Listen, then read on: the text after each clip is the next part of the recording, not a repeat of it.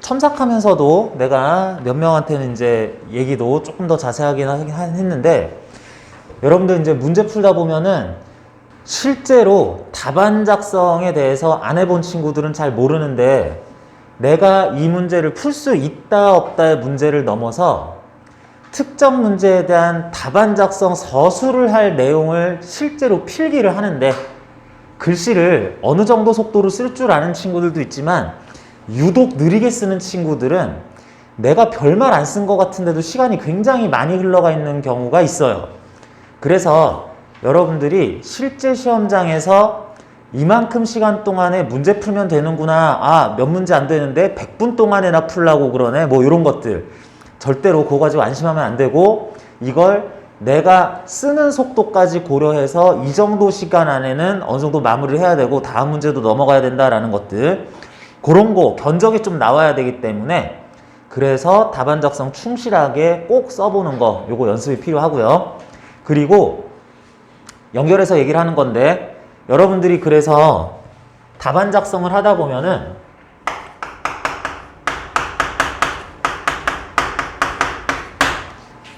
쓰기 자체를 하는데에도 이렇게 막 쓰는 것 자체도, 아, 내가 필기 속도가, 필속이 좀 느린가 싶을 수도 있는데, 그걸 또 생각하면서 쓰다 보면은 이걸 설명하고 풀어야 되는데 이걸 무슨 말로 표현을 해야 되지? 라는 그 서술상의 표현을 또 떠올려서 만들어내서 쓰다 보면 시간은 더 걸릴 수밖에 없습니다. 그래서 그나마 시간을 줄이는 조금 필속이 느린 친구들 같은 경우에는 그런 방법이, 첫 번째로는 간략하게 쓰는 것. 똑같은 말을 쓰더라도 떠오르는 대로 중언부언 막 하다 보니까, 아, 이게 말이 되게 두 번, 세 번 나오는데 별로 알맹이는 없어. 그런 것보다도 간략한 표현으로는 어떻게 서술할 수 있는가를 한 가지 해야지 되는 거고, 그리고 내가 특정 내용을 씀에 있어서는 좀 중복되는 거긴 한데, 이러이러한 것에 관한 내용을 쓸 때에는 이렇게 말로 풀어내야지 라는 거를 아예 이렇게 뭐라 그러지? 그냥 총알처럼 준비를 해놓는 거. 상용구처럼 이거 관련 내용 나왔을 때는 이런 말을 따라락 써야지 하는 것들을 미리 준비해 놓는 거. 요거 평소에 결국에는 그런 떠올려야 될 말을 생각하는 것이 어떠어떠한 법칙에 대한 설명 중에서도, 역시 물리하면 역학이니까 물리에서 역학에서 말을 만들어낼 때 주로 필요한 것이 운동량 보존 법칙이라든지 역학적 에너지 보존 법칙이라든지, 뭐 연력학이 나왔으면은 이상기세 상태 방정식을 활용한다든지, 연력학 1법칙에 의하면 뭐 관련해 가지고 지금은 이러이런 상황이니까 라는 거라든지, 그런 것들. 요거에 대해서 언급할 때는 나는 이 말을 이만큼 써야 되겠다, 요렇게 해서 간략하게 해야 되겠다라는 거를 미리 준비를 해놓는 과정을 갖추어 놓는 게, 요게 여러분들의 시간을 그나마 좀 줄이는 그런 일이기 때문에, 그래서 답안지를 꼬박꼬박 써보는 것이, 여러 가지 주제에 대해서 간략한 표현으로 연습 준비를 해놓는 것이 시간 안배나 절약 측면에서도 대단히 중요하다 하겠습니다. 그것도 어려움을 얘기하는 친구들이 몇몇 있었어서 다시 한번 얘기를 했고요. 그리고 지난 시간에 우리 봤었던 문제 중에서 논제 1회 경희대 기출문제 3번하고 4번에서, 3번에서는 비행기 승객들이 무중력을 체험하는 시간을 논하라라고 그랬고요. 그리고 4번에서는 비행기가 원궤도의 일부를 운동하는 중에 D점이라고 하는 최저점을 지날 때에 승객들이 체감하는 가속도를 써라 라고 그랬습니다. 그런데 이게 학생들이 좀 오해를 하거나 좀 말을 알아듣기가 어려울 때가 있어요. 그래서 뭐 적절하게 써가지고 답을 맞히면은 뭐 그것만큼 좋은 건 없지만, 아무튼 여러분들이 이런 거에 대해서 아예 잘못된 방향으로 나가는 경우들도 있어서 잠깐만 얘기를 해볼게요. 기출문제를 다시 보는 거는 이런 유형이 나오기도 했었다라는 의미가 있는 거지, 이런 문제 나오니까 올해도 나올 거야 그래서 아주 자세히 할 필요는 사실 없어요. 오히려 얼마 전에 나왔는데 또 나오겠냐 뭐 이런 생각도 할 수도 있는데, 자, 여러분들한테 한번 물어볼게요. 여러분들이 의자에 앉아서 가만히 있다고 생각해 보자. 지금 의자에 앉아서 가만히 있죠, 그죠? 이때 여러분들은 중력을 체험합니까? 또는 여러분들이 지금 체험하는 가속도는 얼마예요? 이게 애매해요. 자, 어떤 사람들은 가만히 앉아 있을 때는 뭔 중력을 체험하기는 난 그냥 가만히 있는 거지 해가지고 중력 체험하지 않는다라고 하거나, 가만히 또 앉아 있다 보니까 정지 상태다 보니까 가속도 0m/s 제곱을 체험한다 이렇게 생각할 수도 있어요. 아, 그래? 그러면 이런 경우를 생각을 해보자. 여러분들이 스카이다이빙을 하고 있다라고 생각을 하자. 자유낙하를 하고 있다라 그러면 좀 잔인하기 때문에 스카이다이빙을 한다라고 생각을 하자. 이때 너무 이렇게 떨어지고 있으니까 바람 휙 해가지고 뭐 그런 거 말고, 이때 보이는 광경이나 이런 측정 결과, 그 관측 결과에 따를 때 자유낙하할 때는 중력을 체험하니? 자유낙하할 때는 가속도를 얼마라고 체험하니? 이런 얘기를 또 할 수가 있어요. 오히려 이때는 낙하하다 보니까 중력을 체험해요. 9.8m/s, 10m/s 제곱의 중력 가속도 체험을 해요 라고 생각을 할 수도 있습니다. 근데 물리에서는 이렇게 얘기하는 걸 전제로 이 문제를 냈다고 보지를 않아요. 자유낙하라고 본다면 이게 스카이다이빙을 하든 밀폐된 엘리베이터 내에서 엘리베이터와 내가 자유낙하를 하든 똑같은 거라고 생각을 해요. 그래서 오히려 이때를 보면 우리 상대성 이론에서 얘기하죠. 내가 바깥이 보이지 않는 엘리베이터 안에서 이게 줄이 끊어져서 엘리베이터와 내가 안에 들어간 채로 자유낙하하고 있을 때는 나는 무중력 공간과 현재 낙하 상황을 구분할 수 없다라고 그러면서 나는 지금 무중력을 체험한다. 갑자기 이렇게도 하죠. 아인슈타인 얘기입니다. 중력을 체험하는 거냐, 나는 지금 무중력을 체험하는 거냐에 대해서 이때가 엘리베이터가 없다는 사실만으로 그때는 낙하하는 거 중력 체험하죠. 나 엘리베이터 있으면 나는 무중력을 체험해. 이게 바뀌면 안 된다고. 똑같은 상황인데 좀 말하자면 눈 감았다 떴다 했다 그래서 중력 체험한다 무중력 체험한다 이 모순이 되는 거잖아요. 그래서 똑같은 상황에 대해서도 어떤 식으로 접근하고 해석하느냐가 달라질 수 있기 때문에 이 문제 자체의 답도 아예 바뀔 수 있는 건데, 자, 정답은 이겁니다. 가만히 앉아 있을 때 우리는 중력을 체험한다고 해버려요.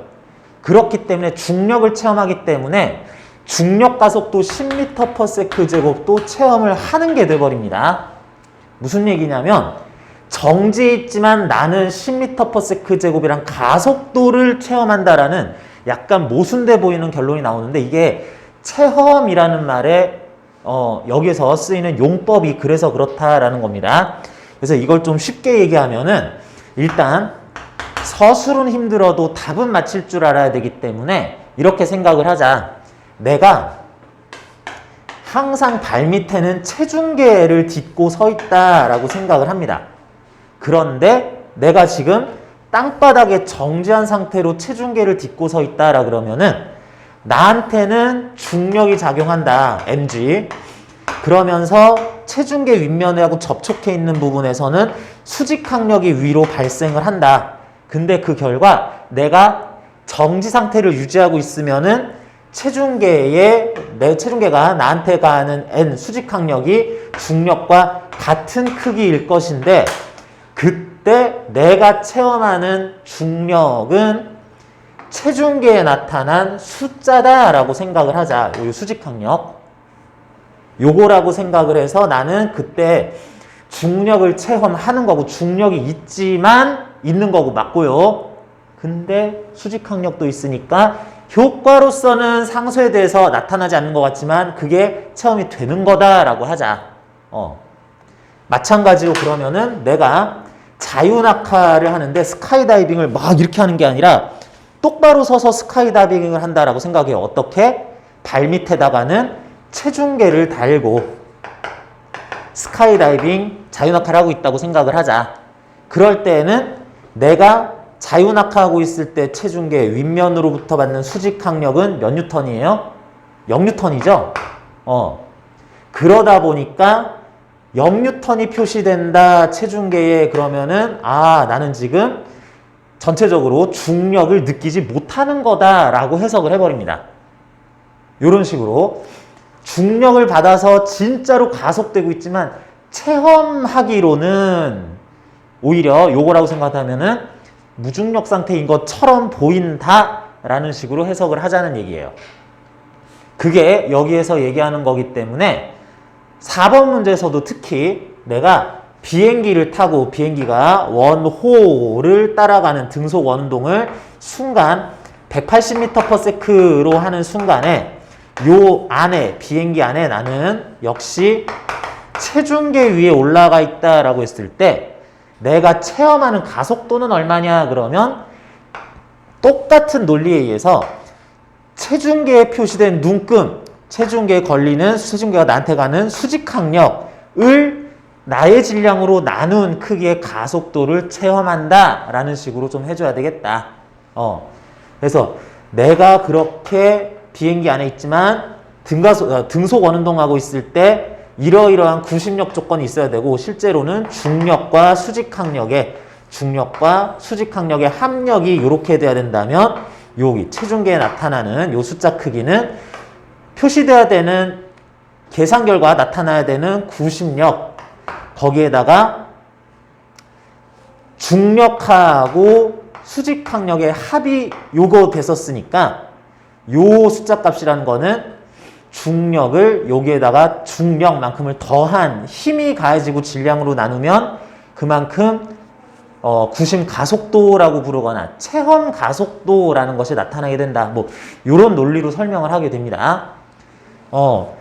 이게 등가속도 운동, 등속 원운동 뭐 이런 것들 섞여가지고 체험하는 중력, 체험하는 가속도라는 표현이 나오는 게 이게 또한 어려운 거기는 한데 그래서 요 경희대 문제 같은 경우에 실제로 이 시험이 나왔었을 때 학생들이 꽤 요 부분의 해석을 어떻게 하느냐를 정확하게 이해를 하지 못해서 등속 원운동이든 힘의 법칙이든 물체 운동 관련해서든 풀이는 다 할 수 있는데 그 결론을 좀 엉뚱하게 쓴 친구들이 많이 있었어요. 그런 것 때문에 여러분들한테 이런 표현도 있기는 있다라는 얘기 다시 한번 해줬습니다.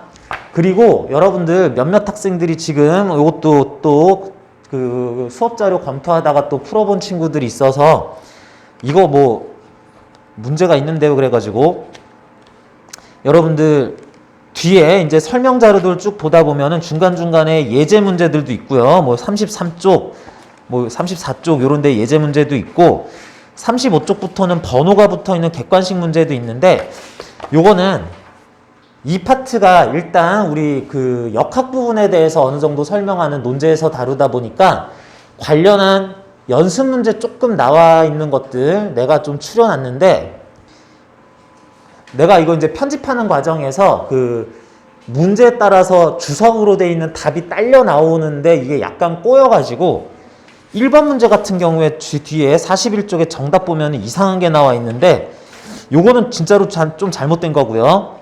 나머지 문제들 중에 내가 특별히 오타가 있지만 않으면 답이 그렇게 틀리진 않았을 겁니다. 눈에 띄는 게 1번부터 그 문제가 좀 정답하고 연결이 안 돼서 그랬을 뿐인 거지 나머지 부분들은 이게 내가 직접 다 치고 이러다 보면은 오타가 있을 수는 있어도 없으면은 거의 뭐 맞는 정답들이다 설명이다 라고 생각을 해도 되겠어요. 근데 내가 오타를 되게 많이 내요. 이 자료 저 자료 만들고 어쩌고 저쩌고 하다 보면은 오타도 제법 들어가기 때문에 혹시 풀어본 친구 중에서 선생님 이거 0 답이 이상한데요 하는 것들은 제보 바랍니다. 자, 그래서 1회차에서 추가 설명을 할 부분이 약간 있었고 자, 오늘 주요 논제는 돌림힘도 있고 뒤에 논제 3에서는 연력학도 좀 다루고 있습니다. 그런데 상대적으로 그 비중으로 따지면은 연력학은 여러분들이 그래도 어느 정도는 수능 준비하다 보면은 문제 풀이하는 거 다 접근할 수 있을 거라고 생각을 하고, 돌림인 부분이 실제로 그 시험에서 나왔을 때 요즘 학생들은 되게 어려워할 수 있는 부분이에요. 왜 그러냐면 작년까지 수능에서 반영되던 구 물리과정이라고 하는 데에서는 돌림임이나 유체역학 뭐 이런 것들이 물리학 1 과목, 물리 1 과목 4단원 맨 뒷부분에 있었습니다. 유체역학은 이제 물리학 1, 물리학 2 어디서도 나오지 않아요. 다 사라졌어요. 그런데 개정전 물리 1에 있었던 그 돌림임 관련한 얘기가 현재 물리학 2, 개정교육과정 물리학 2의 역학 부분에 포함이 됨으로써 물리 1만 수능 보는 친구들은 또는 내신에서 뭐 아예 안 하는 친구들도 있는데 물리 2 공부를 제대로 하지 않은 친구들은 이런 내용이나 문제풀이 연습들이 충분히 안 돼 있는 경우들이 많습니다. 그래서 돌림임 문제가 만약에 논술 문제에서 출제가 된다면 재수생이나 삼수생한테는 조금 더 유리할 수도 있는데 현 고3 학생들한테는 굉장히 부담스러울 수가 있어요. 그러면은 돌림임 문제가 과연 시험에서 나올 것이냐? 그 전에 물리학 1에 있었을 때도 아주 학교마다 애용하고 자주 나오는 건 아니지만 그래도 출제가 되긴 했었습니다. 그런데 그 정도 많이는 아니었는데 현재 물리학 2 과정으로 넘어간 상황에서 또 출제가 어느 학교에서 될 수 있겠느냐 그랬을 때 나는 개인적으로는 출제 가능성이 제법 있다라고 생각을 해요. 왜 그러냐면 개정되면서 물리 1이나 2에서 내용들 중에 삭제된 게 워낙 많습니다. 아니 뭐 삭제가 되면 됐지, 재배치되고 그런 것도 많은데 삭제가 된 게 되게 많은데 그 중에 각 학교에서 논술 문제에 인용해서 쓰던 내용 중에서 삭제된 것들, 주요 내용들도 또 있어요. 그러다 보니까 학교 입장에서는 맨날 똑같은 문제 내기보다는 뭔가 바뀐 과정에서 또 고려해가지고 좀 새롭거나 전체적으로 사고를 할 수 있는 부분 이런 거 내야 되는데 건국대 특히 좀 그렇고 성균관대도 약간 그런데 이 녀석들이 유체역학을 좀 좋아했었거든. 중앙대도 약간 그렇고 그래도 배제하지 않았었고 물리 1에 나오던 유체역학을 좋아했었는데 이게 빠져버리는 바람에 이걸로 어려운 문제 되게 내기 좋았었는데 이것에 대한 대체 논제가 또 필요해지기도 했어요. 전형적으로 역학 문제 내고 막 이러는 것들보다는 다양한 주제들을 하다 보면은 이런 것도 다뤘어야 되는데 없어졌네? 그러면 뭐 남았지 했더니 여기 돌림임이 있네? 그래서 건국대에서 돌림임 관련 문제가 나올 가능성이 제법 올해 높아졌다라고 개인적으로 생각을 좀 하고요. 어떤 통계 자료 이런 거 아니고 그냥 단연간의 수업을 쭉 하고 그 학생들하고 이제 교감하고 문제 분석을 해봤던 그 감으로 하는 얘기입니다. 건국대가 이번에 돌림임 관련 문제가 나올 가능성이 약간 있지 않나 하는 생각을 예년보다 조금 더 주의를 해야 되겠다라는 생각을 하고 나머지 학교들도 아예 등가속도 운동 문제, 포물선 운동, 무슨 뭐 전기력 어쩌고 저쩌고 해가지고 내는 문제 이런 거 말고는 연력학하고 돌림임 문제가 이쪽 부분도 어렵게 내자면 충분히 낼 수 있는데 하면서 이제 건드리고 싶어하는 마음이 많이 들 수밖에 없는 상황이 됐다라고 봅니다. 그래서 여러분들이 기본적인 돌림임 문제 접근하는 방식과 그것에 대해서 논제 형식으로 된 거 어떻게 서술하는지 조금만 더 연습을 해봐야 되겠다라고 하겠고요. 자, 일단 문제 자체에 들어가자면은 돌림임은 너무 여러분들이 준비가 안 돼 있는 그런 경향이 있기 때문에 우리 교재에서 9쪽부터 나오는 돌림임, 토크에 대한 설명부터 진행합시다. 순우리말로 돌림임이라는 말을 쓰고 있고요. 그냥 영어로 토크 그러면서 그냥 외래어 그 자체를 물리량으로서 언급을 하기도 해요. 자, 그러는데 일단 명칭은 돌림임인데 자, 돌림임은 물리량 나오면 벡터인지 스칼라량인지 먼저 봐야죠. 벡터예요, 스칼라예요? 돌림힘은 벡터량입니다. 크기만 구한다고 해가지고 크기끼리 숫자 연산만 하면 되는 게 아니라 합연산, 뭐 합성연산 이런 것들을 할 때 방향 고려를 해야 돼요. 그래서 벡터량인데 그 강도, 세기와 크기가 또 있지만 방향을 얘기를 할 때 자 이것도 문제가 됩니다. 자 일단 돌림힘이라는 거는 말 그대로 어떤 물체를 돌아가게 하는 효과예요. 이렇게 돌 수도 있고 이렇게 돌 수도 있고 뭐 그렇죠. 이렇게 돌 수도 있고 다 하는데 어떤 물체에 내가 어떤 힘을 가해서 그 돌림힘 효과로서 물체가 요렇게 도는 효과를 줬다고 합시다. 첫 번째 1번 2번 요렇게 도는 효과를 줬다고 그럽시다. 2번 뭔가 완전 반대죠. 뭐 이런 거랑은 또 상반되는 뭔가 반대인데 1번 효과하고 2번 효과에 대해서 자 1번 효과는 돌림힘의 방향이 어느 방향이다 라고 할 수 있겠다. 뭐 적당하게 뭐 가까속도를 주고 뭐 돌아가는 효과를 주겠네. 근데 돌림힘의 방향을 얼마라고 어디라고 해야지 되겠다. 요거에 대해서 자 여기에 대해서 여러분들이 보기에는 돌아가는 방향 얘기하면 되지 않나? 반시계 방향이요 이렇게 얘기할 수 있어요. 거꾸로는 시계 방향이요 라고 얘기할 수 있어요. 이거는 위에서 봤을 때 반시계 방향, 시계 방향이다 뭐 이런 말도 할 수 있을 것 같죠?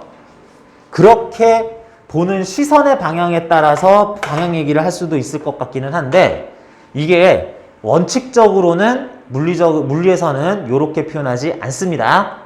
요거는 좀 알아만 두세요. 자, 여러분들이 보기에 반시계 방향으로 돌고 있을 때 내가 보기에는 시계 방향으로 돌고 있는데요 라는 말을 할 수 있어요. 이런 방향이 관찰자의 관점에 따라서 바뀌면 안 되기 때문에 이걸 통일시켜줘야 되는데 어떻게 하냐면 돌림의 방향 또는 각속도, 가까속도의 방향 이런 거를 따질 때에는 회전축이 이렇게 있을 때 요렇게 돌면은 축을 감싸면서 도는 방향을 오른손으로 요렇게 쥐어줍니다. 그리고 엄지손가락은 뿅 이렇게 해요.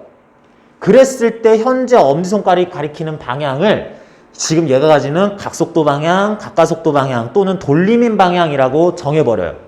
내가 이쪽에서 보든 여러분들이 이쪽에서 보든 얘가 가지는 각속도나 가까속도 돌림힘의 방향은 저쪽이다라고 해야 됩니다. 이게 좀 엉뚱하기는 한데 엉뚱하게도 저쪽 방향이라고 해야 되겠다라고 그러면서 정하는 것이 엄밀한 의미기는 한데 여러분들 혹시 물리2 공부하면서 또는 물리 1 과정 공부하면서 돌림힘의 방향이 저쪽이다 이런 말 안 들어봤잖아요. 이게 외적 계산을 해야 된다. 크로스 프로덕트 계산을 해야지 되는 건데 이것에 대해서 고등학교 교과정에서 딱히 얘기하지 않기 때문에 우리는 돌림힘의 방향을 현재 문제에서 나타난 그림에 대해 반시계 방향이다, 시계 방향이다 라는 식으로 표현하는 것도 허용을 합니다. 하지만 엄밀한 의미에서는 그렇지 않다는 거 이것도 하나 참고로는 알아둘 필요가 있겠어요. 만약에 여러분들이 여기까지도 공부가 안 돼 있는데 학교에서 이제 시험을 보는데 제시문에 어쩌고 저쩌고 해가지고 도는 방향에 대해서 오른손 법칙에 따라서 오른손 엄지손가락이 가리키는 방향이 돌림의 방향이다 이런 얘기 나오면은 학교에서는 안 배우는 그거 얘기하고 있구나 그렇게만 이해해 주시면 되고 되게 어려운 얘기 하는 거 아니라는 거 이렇게 생각하면 되겠어요.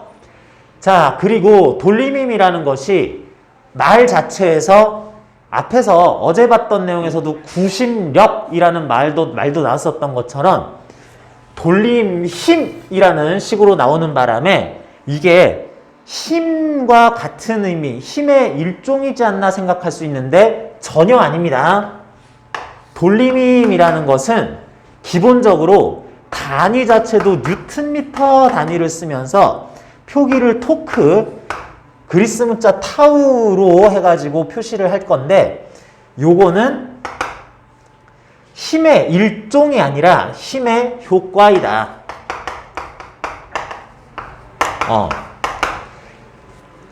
진짜로 거시적으로 우리가 확인되는 구분되는 힘, 중력, 장력, 탄성력, 마찰력 등등등 어떤 힘에 의한 중력에 의한 돌림힘, 전기력에 의한 돌림힘, 탄성력에 의한 돌림힘, 뭐에 의한 돌림힘들을 효과로서 추가적으로, 부가적으로 더 알아낼 수 있다라는 것이 토크이기 때문에 돌림임 타우하고 F 중력하고를 합성한다 이런 건 안 되는 거예요.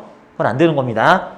중력에 의한 돌림임과 탄성력에 의한 돌림임을 합성하자 이건 되는데 중력과 돌림임을 합성하자 이건 말이 안 되는 겁니다. 얘와 얘가 상쇄돼야 된다 이런 말은 할 수가 없는 거예요.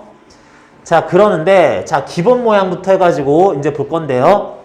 어떤 힘에 의한 효과, 부가적인 효과로서 돌림임 타우 값은 어떻게 구하느냐 그럴 때 공식 RF 사인 세타 이렇게 구합니다. 단위는 역시 뉴턴미터 쓰면 되고요. 그러는데 예를 들어서 어떤 짝대기가 있다. 어떤 막대가 있는데 여기에 회전축이라는 거를 고정을 시켜놔요.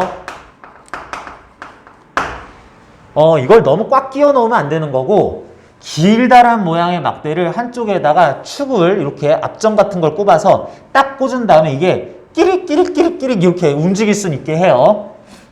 이게 되게 매끈하게 움직일 수 있게는 합시다. 그런 다음에 여러분 요 모습을 위에서 내려놨다고 생각을 할게요.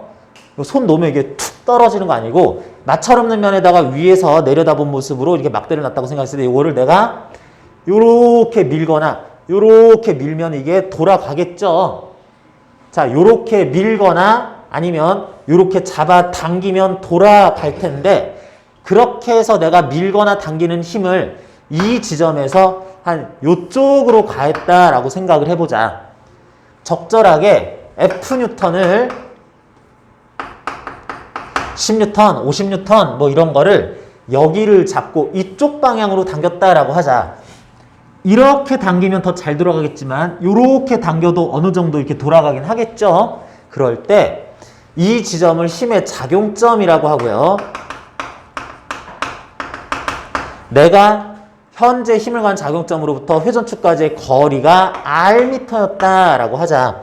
그러면서 회전축에서 현재 힘의 작용점 두 점을 잇는 반직선, 직선을 하나 그은 다음에 현재 힘의 방향과 해당 직선 사이의 각도가 세타라고 한다면 RF 사인 세타 뉴턴미터의 크기로 해당 물체를 지금 같은 경우에는 반시계 방향으로 돌아가도록 하는 효과를 나는 내고 있다라고 합니다.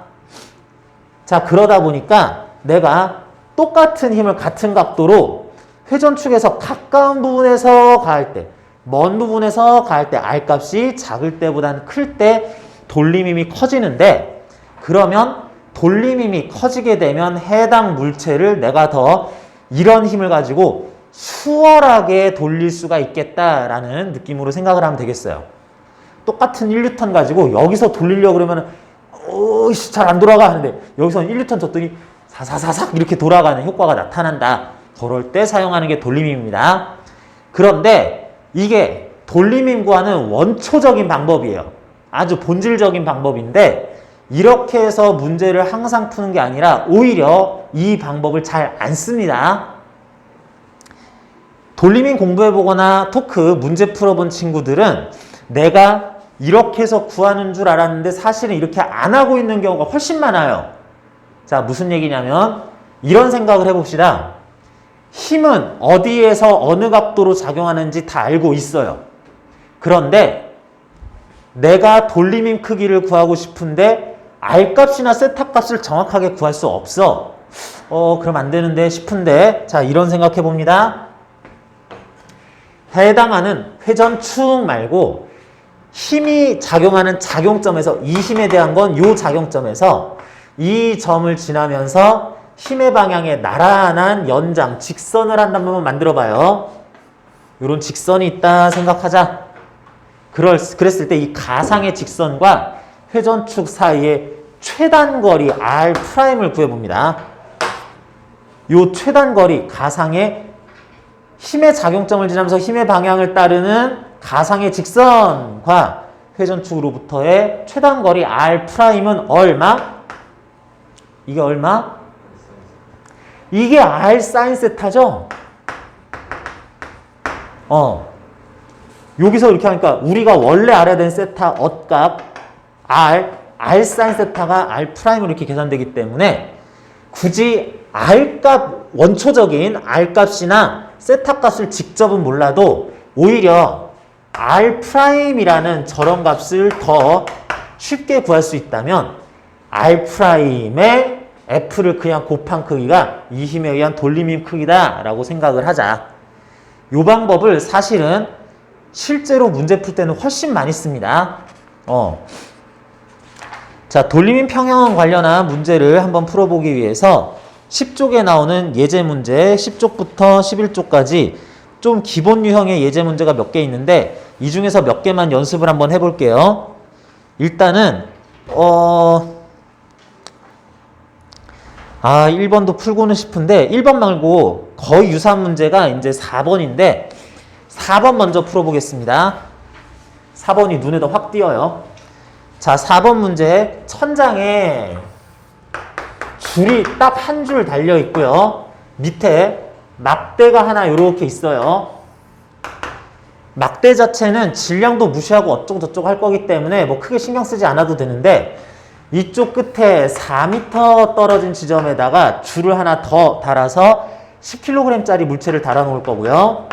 이쪽에는 2m 떨어진 지점에다가 줄을 하나 또 달아서 mkg짜리 물체를 여기다가 적절하게 달아 놨더니 고작 하나의 줄에 이렇게 막대 있을 때 두 물체가 달려 있음에도 전혀 얘들이 기울어지지 않고 가만히 있을 수 있었대요.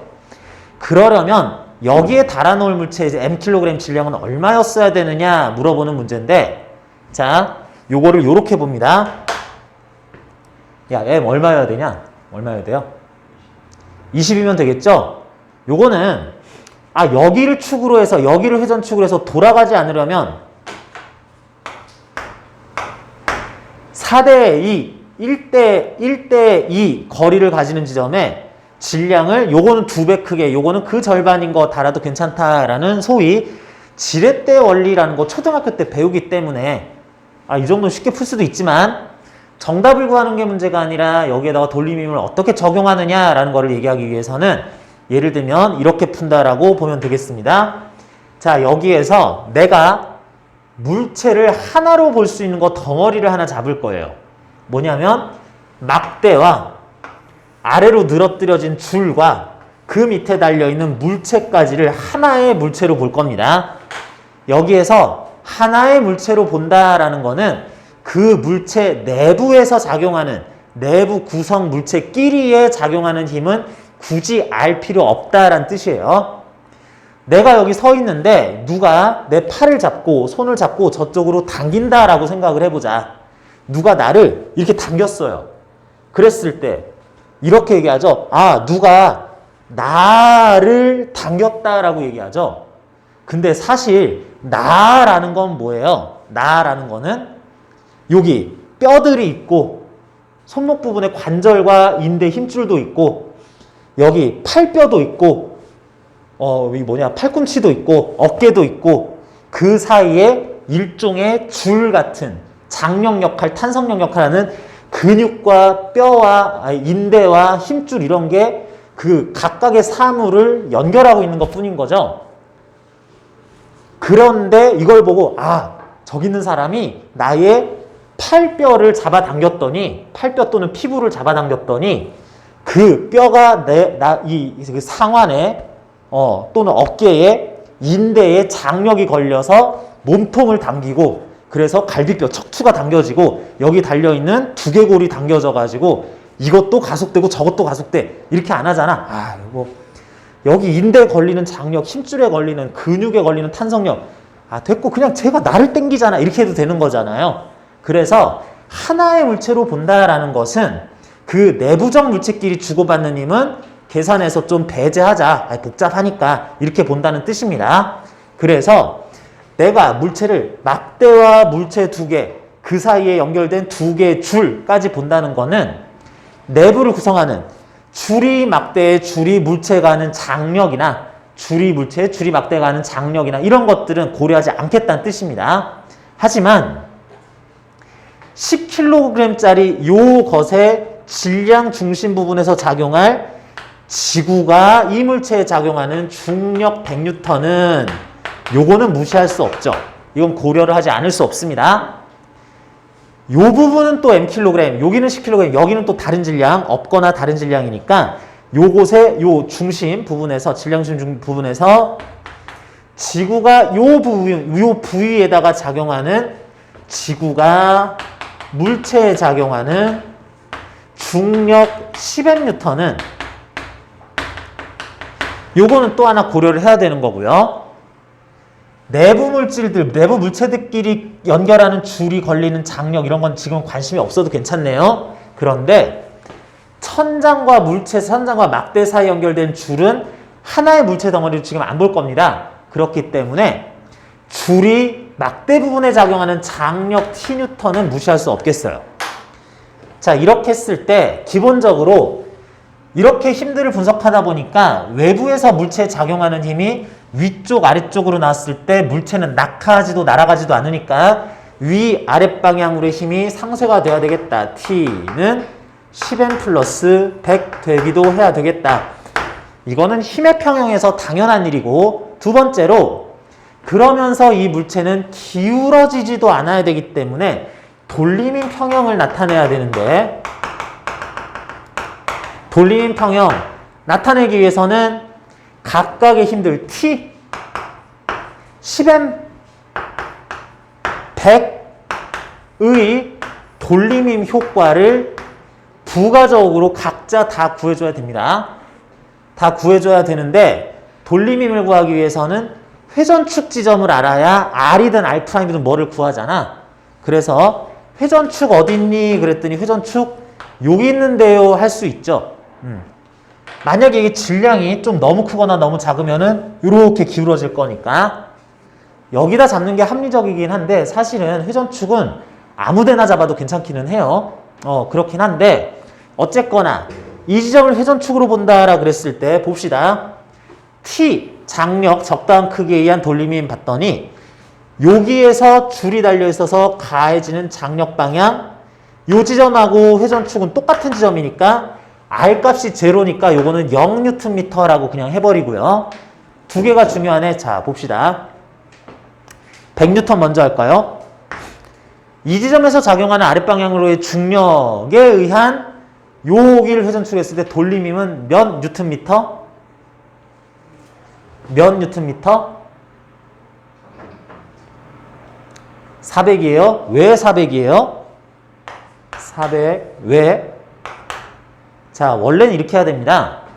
여기에서 중력이 100N이라는 크기로 가잖아요. F, R, 사인 세타 이제 더 곱하면 되네요. R이 뭐예요? 회전축에서 중력 작용점까지의 거리, 각도 세타, 사인 세타여야 되는데 요거에 대한 요 각도를 또 알아야지 돼요. 사인 값 구할 거기 때문에 이걸 구하든 이걸 구하든 상관없습니다. 자, 그런데 이 거리 알 수 있나? 요 각도 알 수 있나? 모르죠? 문제에서 이 줄의 길이를 안 가르쳐 줬잖아. 그러기 때문에 R 값이 요만큼인지 이만큼인지 이만큼인지 이만큼인지 몰라요. 그때마다 세타 값도 변할 거고. 하지만 우리가 하나 알고 있는 거는 뭔가 100에다가 뭘 곱해야지 되는데 싶었을 때 여기에서 중력이 작용해. 중력 방향은 확정이야. 여기에서 작용한다 했을 때 여길 지나는 중력 방향으로의 연장선을 그어주면 이게 줄 길이가 얼마였다고 하더라도 거기에서 작용할 중력 방향 요 지점 지나면서 연장하면 맨날 이 직선이 나올 거기 때문에 그런 가상의 직선과 이번엔 뭐 R 값을 직접 구하지 말고 회전축으로부터 최단 거리를 구하면 그거는 4m가 맞잖아. 그러니까 이럴 때 여러분들이 중력 100에 거리 4 이렇게 계산을 별 생각 없이 혹시 하고 있었다고 하더라도 이미 여러분들은 약식 계산으로 어디서 가해지든 중력의 방향 거기에서 연장선 그은 다음에 회전축으로부터의 최단 거리 했더니 그건 4m 확정이야. 그래서 4 곱하기 100 R 프라임 곱하기 F 400 Nm의 시계방향 돌림임이 효과로서 나타난다. 이렇게 하면 되겠다는 거예요. 그러면 여기도 마찬가지죠. 질량도 몰라, 거리도 몰라, 길이, 줄길이 뭐 아무것도 모르겠지만 어쨌거나 회전축으로부터 여기까지 진짜 거리는 몰라도 여기서 작용할 중력 방향은 확정이니까 연장해서 최단 거리 구하면 그게 2m다. 라는 걸 알 수 있으니까 10m, G를 10이라 그랬을 때 곱하기 2, 20mE 20m 뉴턴미터가 돌림 효과로서 회전축이 여기인데 이쯤에서 이렇게 힘을 가하면 전체적인 물체가 반시계 방향으로 돌아가는 효과를 가지려고 할 거기 때문에 물체는 결국 회전하지 않는다라 그러면 그렇게 돌아가게 하려고 했던 힘들이 서로 다른 방향에 대해서 크기가 같아야 되겠구나 라고 하면 되니까 M은 20kg이다 라고 구할 수 있겠다. 요게 돌림힘 구하는 요령이었었습니다. 자, 기본사항이라고도 할 수 있지만 요거 물리2에 지금은 나오기 때문에 모르는 친구들이 많을 것 같아서 일단 요렇게 해봤어요.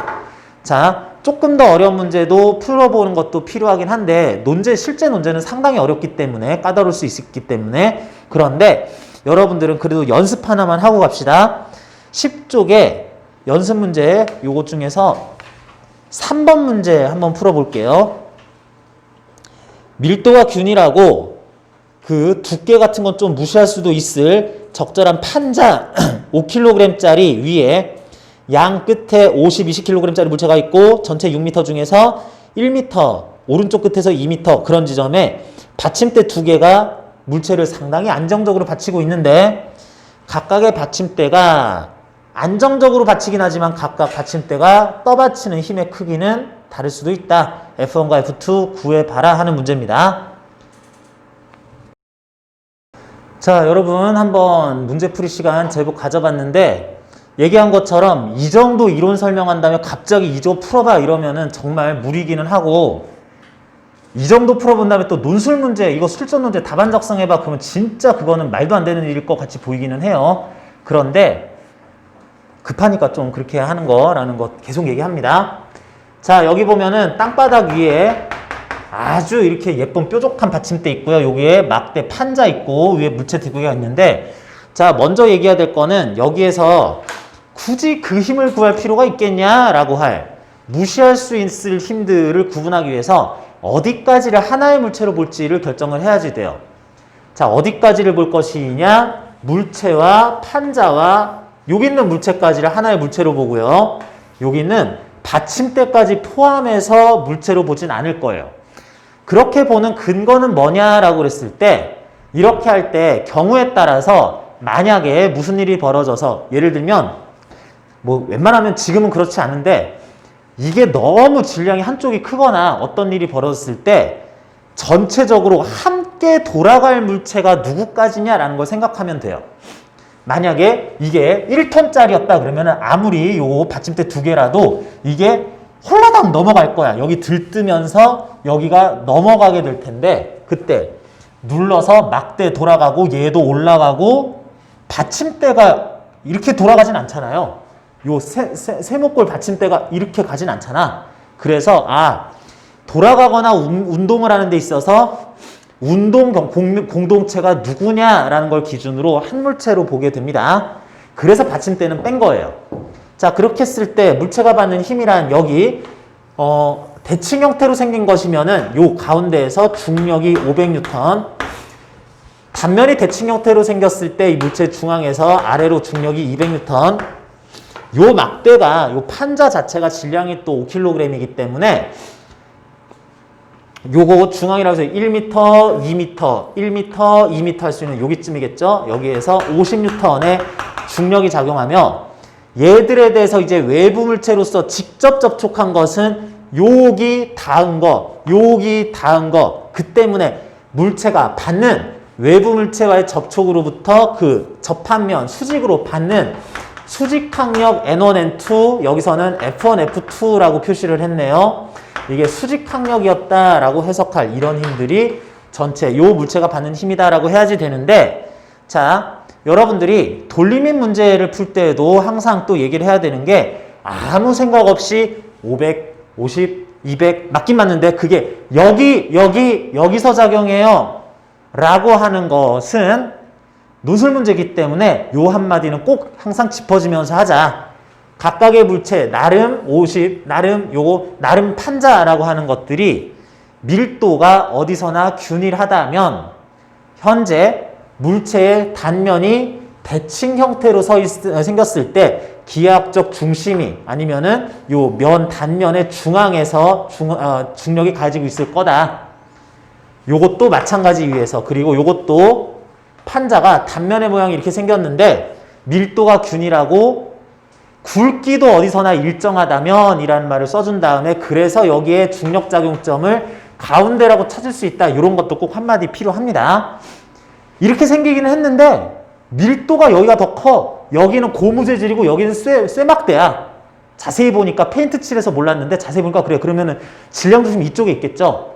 어디서나 밀도가 균일한데 이번에는 자세히 보니까 이게 여기가 뭉툭하고 여기가 좀 가늘어. 그럼 이쪽에 있겠죠.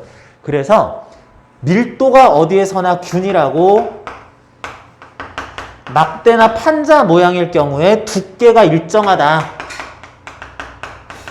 그래야 여기가 힘의 작용점이다 라는 것을 얘기할 수 있다는 거, 이것도 서술하는 과정에서는 꼭 필요하겠어요.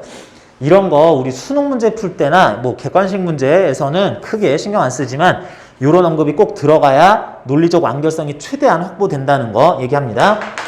자, 그래서 이와 같이 5개의 힘을 받고 있는데 첫 번째, 그 결과 전체 물체들은 위아래 방향으로는 알짜임이 0으로 나와야 되니까 이거 날아가는 거 아니니까 F1, F2 더하면 750 나와야지 되겠다.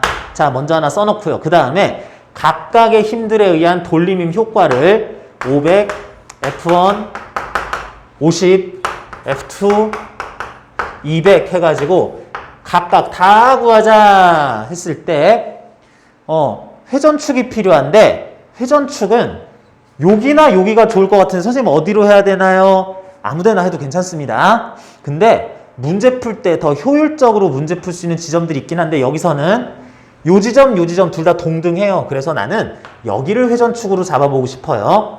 자, 그랬을 때 500N이라는 것은 여기 회전축에 대해서 돌림 효과를 어떻게 나타내느냐? 회전축은 이 접점인데 500N이 여기서 작용할 때 이 R 값을 구할 수는 없습니다. 50kg짜리 물체의 밀도를 모르기 때문에 그 부피를 모르니까 얘의 중력작용점을 알 수가 없어요.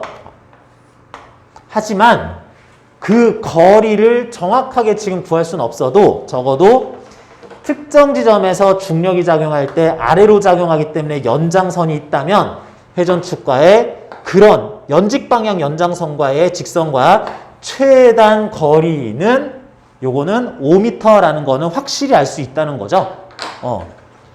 크기가 어쨌든 이거는 요거는 4m야. 5m 아니네. 4m야 라는 거 확실히 알 수 있다는 거죠. 그래서 그냥 그 4m 말하자면 R 프라임 값에다가 중력 500을 곱하자. 2000 뉴턴미터. 효과는 회전축이 여기인데 이쯤에서 누르는 힘, 아래로 작용하는 힘이라면 전체 물체를 반시계 방향으로 돌리는 효과를 나타내겠다. 이렇게 가겠습니다. 빨리 할게요. F1은 3m 떨어져 있어서 위로 가야 되니까 시계 방향으로 3F1. 50은 여기서는 1m 떨어져 있으니까 반시계 방향 50. F2의 효과는 0. 200의 효과는 400으로서 시계 방향 이런 식으로 따지자. 그랬을 때 이 중에서 반시계 방향과 시계 방향들의 합길이 같아야 되니까 2050 3F1 400 1650이니까 F1은 550 그래서 F2는 200 해가지고 이렇게 구할 수 있겠네요. 자, 여러분 여기까지는 뭐 이런 게 필요하다. 힘 평형, 돌림힘 평형을 위해서 구한 거 이것들을 방향 맞춰가지고 조합한 R자 돌림힘 제로가 되기 위한 조건까지는 답안지에서 어느 정도 나타나야 됩니다. 여기까지 해놓고 이래서 출제자 네 알아서 계산해. 그러면 답은 이거 나와. 이건 좀 곤란하기 때문에 이것들을 조합해서 요식까지는 써주는데 그 다음에 400을 이항하면 양변을 3으로 나누면 이런 거 쓸 필요 없다는 얘기예요. 너무 단순 계산하면은 따라서 F1은 550 이 정도 하면은 물리학과에서는 뭐 이항이 중요하겠니? 무슨 통분이 중요하냐? 식까지만 제대로 나왔으면 여기 뭐 그냥 하면 돼 해가지고 쓰는 거기 때문에 그런 계산식 지워달라, 쓰지 말아달라라는 거 다시 한번 얘기합니다. 그런데 물리에서도 정말 어쩌다가 나오기는 하는 건데 물리에서도 약간 그 수식 과정을 써야 될 때가 없지는 않아요. 없진 않은데 언제냐면 이렇게 단순 이항이나 이런 게 아니라 어떤 식을 구했을 때 약간 이것들을 정리하는 과정에서 테크닉이 필요한 거, 조금 이거는 단순 계산 수준이 아닌데 싶은 것들은 전개 과정을 좀 써주기는 합니다. 예를 들어서 막 미지수들 많이 등장해서 이거랑 저거랑 있어가지고 이것들이 막 4원 1차 연립방정식 이런 걸 막 만들고 있어. 이렇게 해가지고 얘들끼리 어떻게 해서 대입해서 하는 과정이 조금 복잡해. 그럴 때 A 더하기 2B는 3C 나오고요. D 플러스 얼마 나오고 이렇게 됐을 때 이것들에 대해서 알아서 정리하면 A는 얼마, B는 얼마, C는 다 이렇게 나오면 좀 이거는 좀 그렇잖아. 이 정도의 암산으로도 가능한 수준은 아니잖아요. 그럴 때는 약간 이렇게 해서 정리해서 뭐 하나 구한 다음에 뭐 해가지고 이제 대입해서 보면 이 정도 나온다. 요거는 할 수가 있겠다. 이게 좀 애매한 선이기는 한데 이런 수식은 그래도 전개 과정을 서술해 줄 필요가 있습니다. 자, 그래서 이런 식으로 해서 어떤 물체가 받고 있는 힘들 조사, 그것들끼리의 알짜 힘 조사, 알짜 힘 0뉴턴 나온다. 알짜 돌림힘도 확인. 그랬을 때 회전하지 않으니까 돌림힘 효과는 항상 제로다라고 하자. 자, 그래서 간단하게 정말 날림으로 몇 가지 상황 알아봤는데, 자, 여러분들 이제 서술할 때 주의해야 되는 것들 조금 더 얘기를 합니다. 뭐 이런 밀도나 두께 조건, 굵기 조건도 써줘야지 돌림힘에서는 중력이 됐든 뭐가 됐든 그 힘의 작용점이 중요하니까 이런 것도 필요하기는 한데, 자, 여러분들이 이런 돌림힘 효과 얘기할 때 항상 그 크기가 얼마고 방향이 이러니까 라는 식으로 얘기해 주는 것도 대단히 중요하겠고요. 그리고 문제 풀 때 서술 과정에서 이 힘이라는 말하고 뭐 그 특정 힘에 의한 돌림힘, 여러분들 이것 좀 쓰기 귀찮아도 써줘야지 됩니다. 서술 과정에서 여러분들이 임의로 이것도 다 써야 돼 그러면서 손 아픈데 이러면서 그냥 넘어가기에는 물리적으로는 되게 중요한 파트들이 있으니까 그런 것들은 여러분들 편의를 위해서 이렇게 생략하고 그러지 않았으면 좋겠고요. 또 하나가 이렇게 쓰는 사람은 아주 잘 있지는 않은데 여러분들이 실제로 그 정형화된 교과서를 읽는다든지 논문을 보면서 공부하는 게 아니기 때문에 주로 어떻게 공부해요? 수업 듣죠? 수업 듣다 보니까 선생님들이 칠판에서 쓰는 용법이나 그걸 하면서 수업 시간에 말하는 내용을 이렇게 들었으니까 이걸 여기에다가 넣으면 이렇게 해가지고 이거랑 저거랑 해서 지금 당장 잘 안 떠오르냐고 이렇게. 아무튼 그런 표현들을 실제 답안지에다 그대로 써놓습니다. 그런데 그렇게 하면 안 돼요. 이런 그 설명할 때에는 좀 그 말수를 짧게, 그래서 빨리 설명한다든지 손짓 발짓 하면서 이렇게 하면은 여러분들이 잘 알아들을 수 있으니까 그런 그 야매로 하는 건 아니고 약간 편의적으로 그렇게 하는 거지, 답안지에 서술이 그렇게 들어가는 거는 되게 안 좋을 수가 있어요. 예를 들면 뭐뭐뭐 해서 뭐뭐뭐한 결과를 뭐뭐에 넣으면, 넣긴 뭘 넣어, 대입하는 거지. 뭐 이런 것도 있을 수 있는데 정말 여러분들이 답안지에다가 되게 잘못 쓰는 것 중에 하나가 화살표의 남발이에요. 화살표의 남발이에요. 어떻게 서술한 다음에, 서술한 다음에 이거를 이렇게 끌어다가 이러하니까 뭐 이렇게 한다든지, 아니면은 뭐 쭉 쓰다가 요거 괄호치고 요거에서 뭐 이렇게 한다든지, 아니면은 이러하다라고 한 다음에 갑자기 여기다가 화살표 그런 다음에 뭐뭐뭐뭐에서 뭐뭐뭐뭐 하다라고 하는 거. 자, 이걸 언제 쓰냐면 이걸 이용해서 요런 성질과 함께 생각하면 이렇다라는 거 쓸 때도 쓴다든지 아니면 이러할 때 따라서 그러므로 라는 말 대신 화살표를 쓸 때가 있어요. 하지 마세요. 보기 되게 안 좋아요. 무슨 얘기냐면 답안지에는 여러분들이 시험 볼 대학의 답안지에는 영어 쓰지 말고요. 영어 잘해도 쓰지 말고요. 일본어, 중국어 쓰지 말고요. 한국말로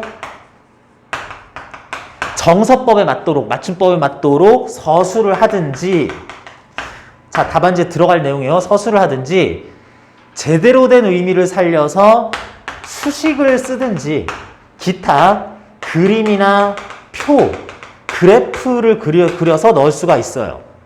이거는 티가 잘 나는데 항상 문제되는 게 한국말 서술과 수식 관계에서 쓰이는 부호들을 섞어서 쓰는 거. 이게 문제가 됩니다. 거기에도 없는 것 중에 하나가 화살표기는 한데 얘들아, 화살표는 일단 우리말은 아니네요. 그러면은 수식 부호여야 되겠네요. 기호여야 되겠네. 화살표가 뜻하는 게 뭐니? 화살표가 뜻하는 게 뭐야? 문자 위에 올라가 있으면 아, 이것은 벡터량이다 라는 걸 얘기하는 거고, 또는 뭐뭐뭐뭐 있고 뭐뭐뭐에 화살표가 돼 있으면은 필요 충분 조건이죠. 그거를 따라서라는 말 대체하는 식으로 이렇게 쓰면은 안 된다. 따라서 말을 쓰세요. 여러분들이 선생님들이 칠판에서 설명할 때 뭐시기 써놓고 얘들아 그러니까 이렇게 되겠지라는 것에 익숙해져 가지고 이걸 막 쓰는데 되게 모호한 의미를 가질 수 있습니다. 그러니까 이런 것들, 이것 말고도 여러분들이 되게 잘못 쓰는 것들이 몇 가지 더 있는데 그거는 개별적으로 좀 확인하고 설명해야 될 필요가 좀 있을 것 같아요. 말 나온 김에 하나만 더 얘기하면은 여러분들 답안지에다가 서술을 하다가 박스, 밑줄, 물결표 이런 거 하지 마세요. 이게 하지 말라는 이유가 그런 경우가 정말 자주 없기는 하고 일반 학생들이 되게 많이 써가지고 알았다 그렇게 하기는 하는데, 얘들아 박스나 물결, 두 줄 뭐 이런 거 아니면 뭐 한 거 땡땡 이런 표시 한국말이에요? 아니죠. 정서법에 맞는 우리말 부호 아니죠. 수식이에요? 물결표 수식은 무슨 뜻이니? 박스는 무슨 뜻이에요? 없죠?